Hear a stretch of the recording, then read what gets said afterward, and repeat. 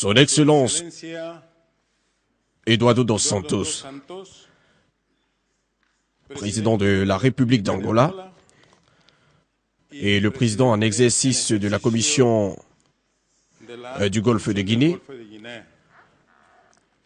Leurs Excellences les chefs d'État et de gouvernement, Excellences Messieurs les représentants des chefs d'État, Excellences Première Dame de Guinée équatoriale et du Congo,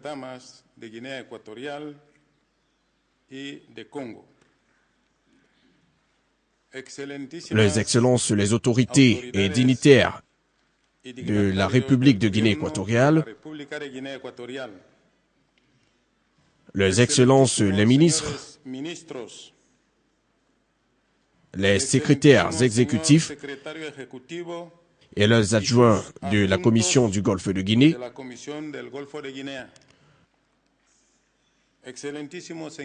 Messieurs les ambassadeurs, chefs de mission diplomatique, consulaires et des organismes internationaux, honorables délégués, Mesdames et Messieurs,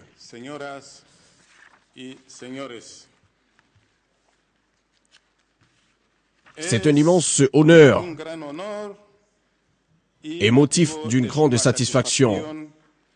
pour le peuple de Guinée équatoriale et du gouvernement de recevoir les personnalités africaines qui se sont donné rendez-vous dans cette ville de Sipopo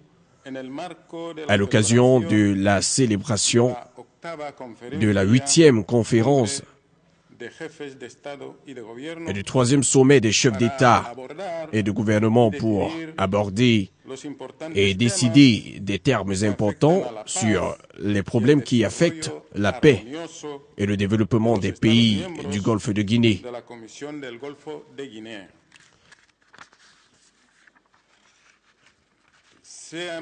Permettez-moi de souhaiter la plus somptueuse bienvenue à tous les chefs d'État et de gouvernement en Guinée équatoriale.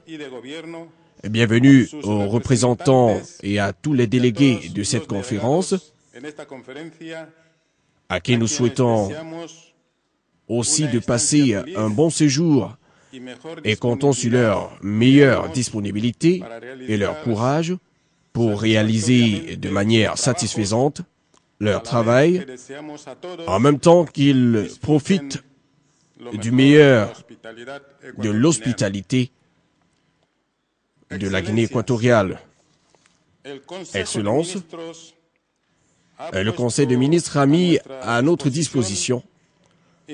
d'importants thèmes qui affectent les relations de coopération entre nos États, la sécurité et l'harmonie dans la sous-région,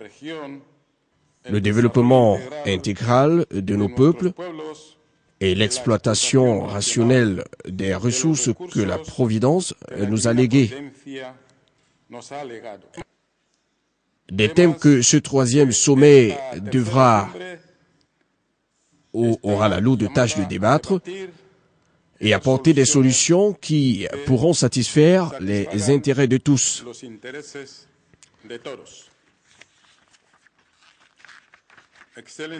Excellences, honorables délégués, Mesdames et Messieurs, comme vous le savez tous, la Commission du Golfe de Guinée a été créée pour coordonner les efforts des pays de la sous-région dans la gestion rationnelle des ressources, d'échanger les activités commerciales, de donner des capacités aux institutions des États membres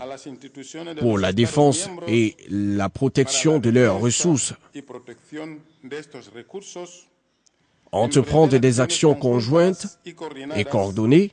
dans la transaction de ces ressources et en général la défense et la sécurité de nos États en cas d'attaque extérieure. Les moments actuels de difficile conjoncture internationale par les effets directs et indirects de la crise économique, le courant terroriste actuel, l'emploi des mercenaires pour la déstabilisation des pays, la piraterie, les narcotrafiquants, les crimes transfrontaliers et autres phénomènes qui menacent la stabilité de nos pays causent une profonde préoccupation à nos gouvernements et exigent la prise des mesures afin d'éviter les dangers dans la sous-région. Aucun pays du Golfe ne doit se sentir libre de ces menaces qui peuvent se propager sans limite dans les autres États à n'importe quel moment. Pour cela, nous ne devons pas rester indifférents devant cette situation alarmante, prenant en compte notre dynamisme puéril dans la politique sous-régionale qui a besoin d'une revitalisation pour activer une autre organisation comme un instrument d'avant-garde contre ces phénomènes. En effet, les rapports qui nous ont été soumis montrent bien le travail que notre jeune organisation a réalisé depuis sa création. Cependant, nous sommes aussi conscients des problèmes structurels, opérationnels et logistiques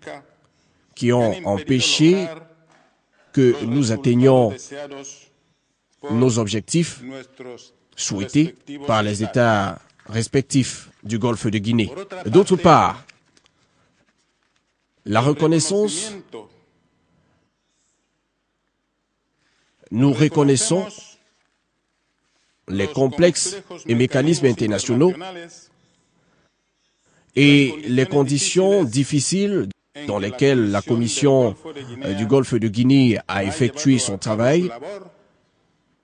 mais cela ne justifie en aucun cas le peu de considération que nos États ont quand il faut réaliser nos engagements et obligations financiers envers la Commission. Donc, l'insolvabilité financière continue d'affecter négativement le poids, la rigueur et la visibilité de notre organisation. En ce qui concerne l'aspect sécuritaire de nos États, j'aimerais soulever que les attaques terroristes dans plusieurs États membres, les actes de piraterie maritime, les narcotrafiquants et les crimes transnationaux organisés ont eu plus de vigueur ces dernières années. Leurs actions rendent vulnérables les bases de la solidarité de nos pays et coactionnent la liberté individuelle et collective et mettent en mal l'exercice de la démocratie dans nos États respectifs. En cela, il s'impose le besoin d'une action collective, concertée et coordonnée de tous les pays du Golfe de Guinée contre un scénario très complexe, hostile et préoccupant. Par un tel motif, la République de Guinée équatoriale croit que la Commission du Golfe de Guinée devrait créer un corps de vigilance et de sécurité maritime qui opèrent dans chacun de ses États membres pour contrecarrer ces actes, tout comme elle doit intégrer plus d'États riverains du Golfe comme membres de notre organisation. Les pays qui veulent intégrer sont libres de solliciter leur adhésion. Excellences, honorables délégués, Mesdames et Messieurs, la Guinée équatoriale se sent satisfaite par la manière avec laquelle la communauté internationale aborde sérieusement ces dernières années la situation croissante de la piraterie dans le golfe de Guinée. Donc, les récents sommets célébrés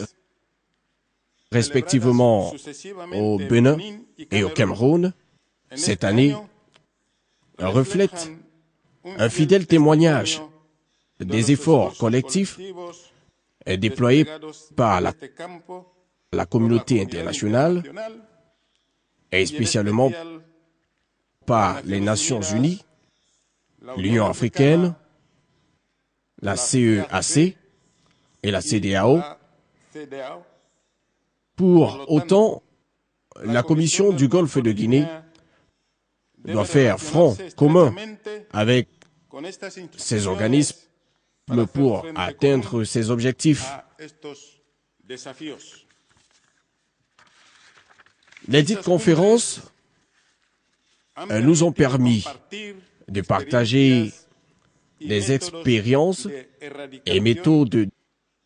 d'éradication de la piraterie maritime dans la zone du Golfe de Guinée en proposant des solutions pratiques et tangibles et durables qui se réaliseront avec l'élaboration et la mise en marche d'une stratégie régionale de lutte contre la piraterie maritime et le maintien de la paix et la sécurité dans le Golfe de Guinée, avec la création très récente d'un centre régional de coordination des opérations dans ce domaine. Et donc, le suivi actif et permanent de l'application des résolutions du Conseil de sécurité des Nations Unies numéro 2018 et 2039 des années 2011 et 2013 respectivement, tout comme les décisions adoptées lors des récents sommets des chefs d'État et de gouvernement d'Afrique centrale et d'Afrique de l'Ouest à Yaoundé au Cameroun sur la paix et la sécurité dans le Golfe de Guinée, nous interpellent.